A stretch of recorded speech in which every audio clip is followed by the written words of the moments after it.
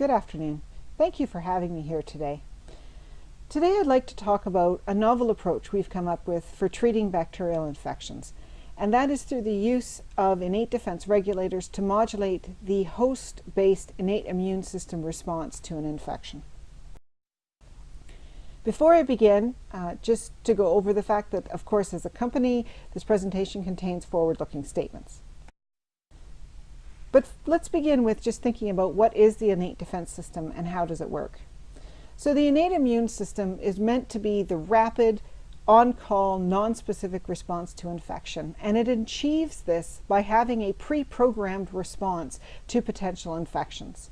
This pre-programmed response involves both circulating and tissue-resident cells, so it's throughout the host, and is particularly active at any points of entry between the host and the outside world. So think of the oral cavity, the GI tract, the skin, and the lungs, for instance. Now, it used to be that people always thought innate immunity meant inflammation. And as we all know, too much inflammation is bad, but some inflammation is good. More recently, in the last 15 to 20 years, it's become apparent that the inflammatory pathways of the innate immune system are indeed separable from the tissue healing and anti-infective pathways of the innate immune system. And it's precisely this distinction that we take advantage of with our innate defense regulators. Another thing to consider is that antibiotics, which target the bacteria directly, clearly act in tandem with the innate immune system. And this will be important as we think about potential ways to use our innate defense regulators. So innate defense regulators are unique in the way that they approach the innate immune system. So I mentioned earlier that the innate immune system has some pre-programmed responses. It doesn't learn, it doesn't have memory, it's pre-programmed to react quickly. And that pre-programming is achieved through the use of a lot of different innate immune receptors that can recognize molecules that all bacteria or tissue or damaged cells secrete and therefore turn on the innate immune system. Early attempts to modulate the innate immune system really targeted these inputs. And the problem with that was they were indiscriminate. They just turned on everything in the innate immune system, including inflammation. Our innate defense regulators take a different approach. What we've learned is that the innate defense system at the intracellular system, even though it has a whole lot of inputs and a whole lot of outputs, has rather few signaling pathways that they converge through within the cell. And by targeting those convergence points, we can actually modulate the response to the innate immune system, trying to control the inflammation at the same time as enhancing the cellular recruitment that's responsible for both pathogen killing and clearance, as well as wound debridement and healing. So by targeting these intracellular pathways, we can actually rebalance the response of the innate immune system. The consequence of this is that when the innate immune system is turned on by an infection, we can improve survival and bacterial clearance, and we can do that irrespective of what the pathogen is, because as the pathogen turns on the innate immune system, and they all sort of have the same effect when they turn on the innate immune system, because they go through the same key convergence points. So we've demonstrated preclinical efficacy against both gram-negative and gram-positive pathogens, intracellular and extracellular infections, and antibiotic-sensitive and antibiotic-resistant infections, because again, in all cases, they turn on the innate defense system. Innate immunity is active at a lot of different anatomical locations, and therefore the innate defense regulators can modulate those responses at all those anatomical locations. And in fact, because the innate immune system is a systemically responding system, we only have to alter the status of the innate immune system at that single system in a systemic way to have efficacy at all of those anatomic locations. Again, the innate immune system is made up of a lot of different pieces, not just the circulating cells, but the tissue-resident cells. And this means that even in immune-compromised animals or people, presumably, aspects of the innate immune system can still be entrained and brought to bear on an infection. Of course, as I said, it doesn't matter what turns on the innate immune system, so you can also foresee mechanistic implications in the context of tissue damage and aiding in the resolution of that tissue damage, as well as modulating inflammation. And again, because innate immunity works in tandem with antibiotics, so too do the innate defense regulators. By modulating and strengthening the innate immune system, that still works in parallel with antibiotics that target the bacteria directly. So from an anti-infective perspective, this modulation of the innate immune system can have an impact both prophylactically as well as therapeutically. And this is really important because previous attempts to modulate the innate immune system, as I mentioned earlier, really focused on inputs. And because of that, they had tremendous prophylactic activity, but no therapeutic activity, because in the therapeutic context, the fact that they turned on everything, including inflammation, was deleterious. Because our compounds, our innate defense regulators, rebalance those two pathways, they're able to not only have the same prophylactic activity, but also to have therapeutic activity. So we have two examples of that here, also demonstrating the broad spectrum activity of this class of compound. So on the left, we have the gram-positive antibiotic-resistant bacteremia, and on the right, we have therapeutic activity in a gram-negative leukopenic septicemia. So vastly different pathogens, but in both cases, single doses of the SGX-94 is able to dramatically increase survival in these acute infection models. Now, not only can we think about this from the point of view of survival of the animals, but we can also think about it in terms of bacterial clearance, since clearly the bacteria are responsible for the majority of the pathogenesis. So here we've got an example of combination treatment in a lung infection model. So in this model, Burkholderia pseudomallei, which is a biodefense threat, in fact, it's gram-negative, it's extremely antibiotic resistant, and it's applied to the intranasal passages of these mice, and it results in a lung infection, which eventually becomes septicemic. So when we go in with just doxycycline, doxycycline is not particularly effective against this pathogen, and you get complete mortality by day 4. However, when we add the SGX-94 to the doxycycline, we substantially improve survival in these animals, more so than would be predicted from any additive benefit of just the doxycycline and SGX-94 alone. So these results are synergistic. So, of course, the question becomes, how do you achieve this enhanced survival? And that is through bacterial clearance. We show two examples of that here. Again, on the left, a Staph aureus infection where the SGX-94 is operating by itself to reduce the bacterial count in the peritoneal cavity. Again, there's no antibiotics here. That bacterial count is being dropped through the effect of the innate immune system on the infection. On the right-hand side, MRSA thigh infection model. Here we are doing it in combination with antibiotics just to demonstrate that, again, the two approaches are entirely complementary. So the vancomycin at 30 mg per kg can reduce the bacterial count, and then if you add SGX-94 on top of that 30 mg per kg dose of vancomycin, you get yet better, statistically significantly better bacterial clearance as well. So how do we achieve this bacterial clearance in the absence of an antibiotic? Well, it's achieved, like I said earlier, through this altered cellular recruitment to the site of infection. So the innate immune system knows how to target the infection. That's what it was built to do. So our compounds only have to be administered systemically to bolster that response, but they don't have to target the response. The innate immune system takes care of that for us.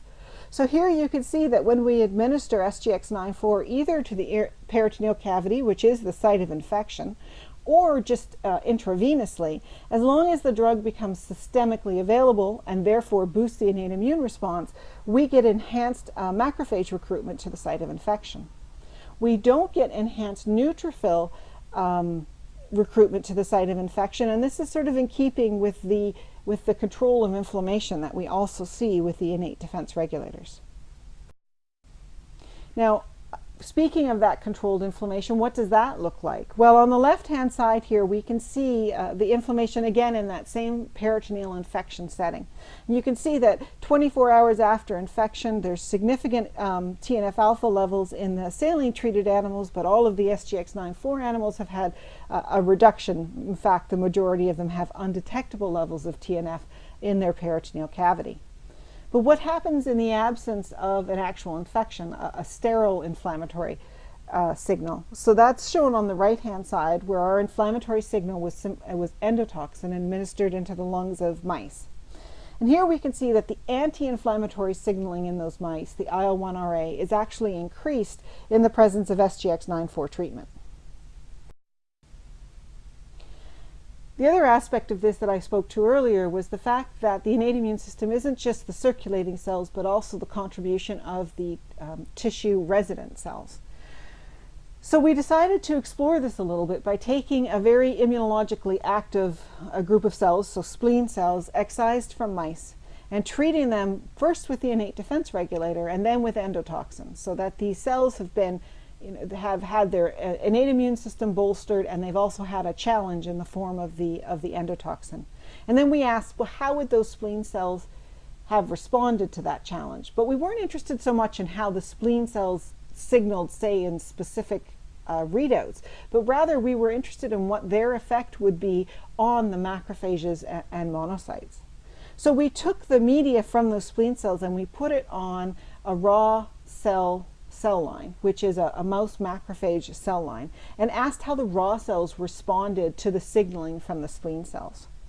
And what we found was that when SGX-94 had been given to the spleen cells, the signaling that went through to the macrophages was more anti-inflammatory. So we saw decreased IL-6 and decreased TNF-alpha.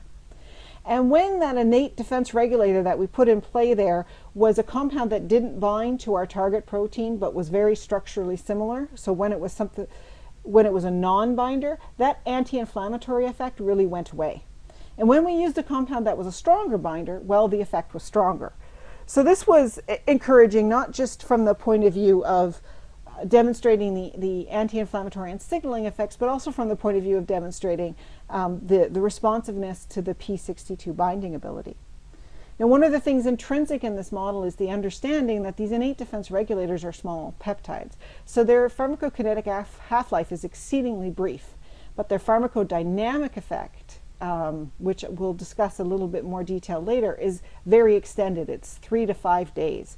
So the effect of this is that you know that it's not the presence of the IDR itself that caused this effect on the macrophages, because frankly there was no IDR left by that point.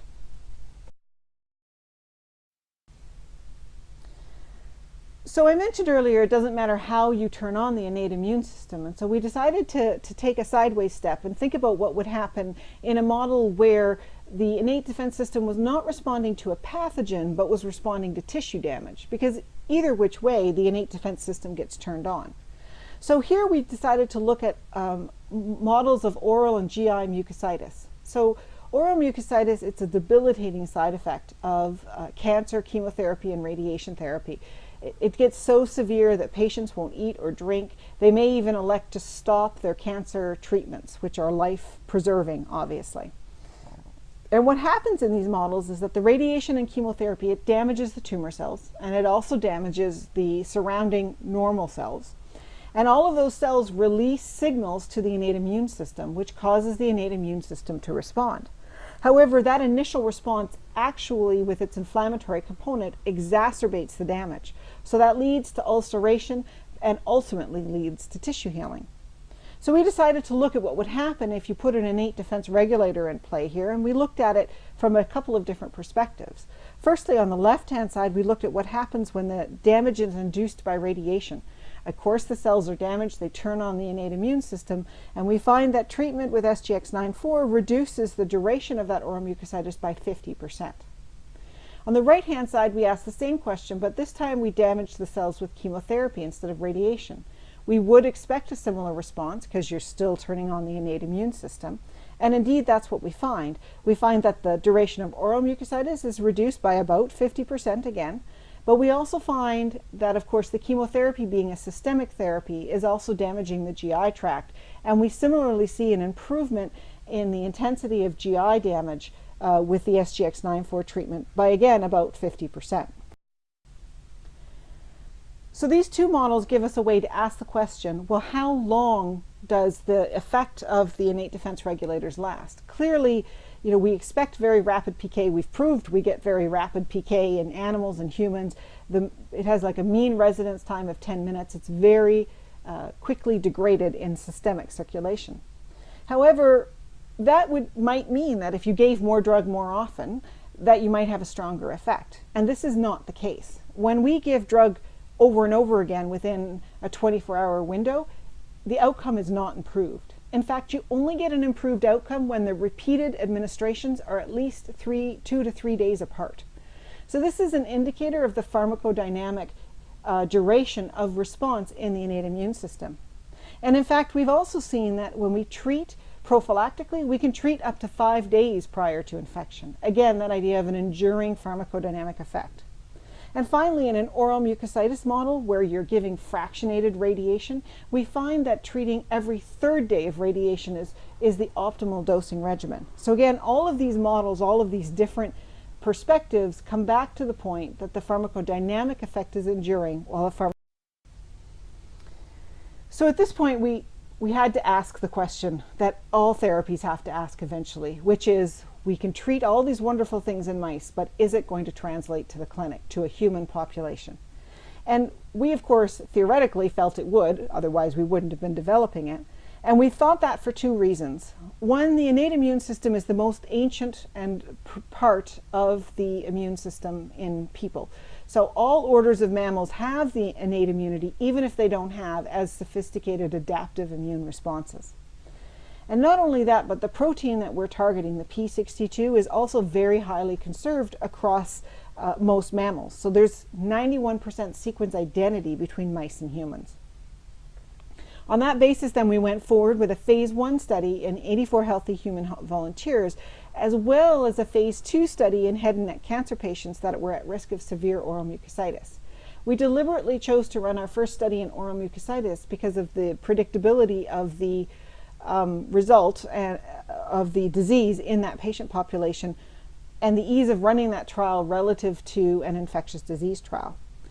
And importantly, we saw complete concordance between our non-clinical and clinical findings, and I'll just walk you through some of that quickly. So in our phase 1 study, we firstly, of course, looked to see if the compound was well tolerated, and we looked at daily dosing for up to 7 days, as well as single doses as high as 8 mg per kg. And we found that the compound was very well tolerated. So if your innate immune system isn't turned on, it's actually very hard to see an effect of these innate defense regulators. And the only reason we stopped at the 8 mg per kg dose is because we thought that would be the highest dose we would ever consider in a clinical setting, but there was no dose-limiting toxicity associated with that. But we also wanted to understand something about the pharmacodynamic response and this anti-inflammatory effect of the compound. So we collected blood from these healthy human volunteers at various times post-dosing with either placebo or SGX-94. And then we stimulated that blood with endotoxin to see how they would respond to an inflammatory stimulus. And what we found was that there was an anti-inflammatory effect that was strongest at dose levels between 0.15 and 2 mg per kg, and that was enduring for up to 96 hours post-dosing. So again, we saw evidence of that sustained pharmacodynamic effect, and we also saw evidence that it was indeed an anti-inflammatory effect. Now, if you think back to the mechanism of action we discussed, we talked about rebalancing the contributions of pathways. And not surprisingly, that type of rebalancing would be associated with a nonlinear dose response. And that's indeed what we see here with a stronger anti-inflammatory response at a lower dose. On that basis, we went forward into our phase 2 study where we looked at those same 2 dose levels, so a low dose that was more anti-inflammatory and a higher dose at around 6 mg per kg. And we asked the question of what would happen in 111 head and neck cancer patients that were planned to receive at least 55 gray of radiation and concomitant cisplatin chemotherapy. Much like in our preclinical studies, what we saw here was a 50% reduction in the duration of severe oral mucositis with SGX-94 treatment. Moreover, if we went looking for the patients that were most at risk for oral mucositis, which was those receiving the higher dose of cisplatin, we in fact found an even more significant reduction of 67% and a p-value of 0.04. So clearly that anti-inflammatory and tissue healing activity of SGX-94 had translated into the clinical setting. However, these patients, clearly they're getting chemotherapy, they're getting radiation, they're somewhat immune compromised, they're at risk of infection because they have head and neck cancer. There's some anti-infective role that may be played here as well. So we recorded infection as a monitored adverse event. And it didn't really matter infection with what, gram-positive, gram-negative, fungal, it didn't matter. And it also didn't matter what their concomitant therapies were, antibiotics, not antibiotics, again, didn't matter. We were really looking at a very heterogeneous population, and we were asking what happened with the rate of infection in the presence of treatment with SGX-94. And we found that treatment of SGX-94 reduced the rate of infection by up to 50% with a p-value of 0.02. And in fact, if we just focused on non-fungal or bacterial infections, we saw that same trend occurred. So as I said earlier, findings translated into the clinical setting. And if you think about what this means from the perspective of treating infectious disease, you have an agent here that's intrinsically broad spectrum. It doesn't require you to identify the pathogen before you treat. It's effective irrespective of whether the pathogen is antibiotic resistant or not, and it will work in at-risk populations that it may be immune compromised. There's also this potential for combination activity. Clearly antibiotics are standard of care, and clinically you're not going to stop administering antibiotics. But you can combine SGX-94 with those antibiotics, and we've in fact tested the compound for interference with most major antibiotic classes and seen none. And the lack of interference makes sense when you think about the fact that the compound, the PK of the compound allows for very rapid degradation, which does not interfere with the PK of the antibiotics. So in the context of the overall program, there is also a portfolio of IDR analogs which can be utilized in a number of different indications. More specifically for our lead clinical candidate, we have now completed both phase 1 and phase 2 clinical studies in oral mucositis, and in fact have initiated a pivotal phase 3 clinical study in oral mucositis this year. However, we are now also looking to see how we might leverage both the clinical compound and its analogs in the context of infectious disease. So in conclusion, I hope I've shown you that there are potential alternative approaches to bacterial infectious disease that can work in tandem with antibiotics, and that these compounds are a new class with a unique mechanism of action, and they may actually enhance antibiotic activity without increasing resistance.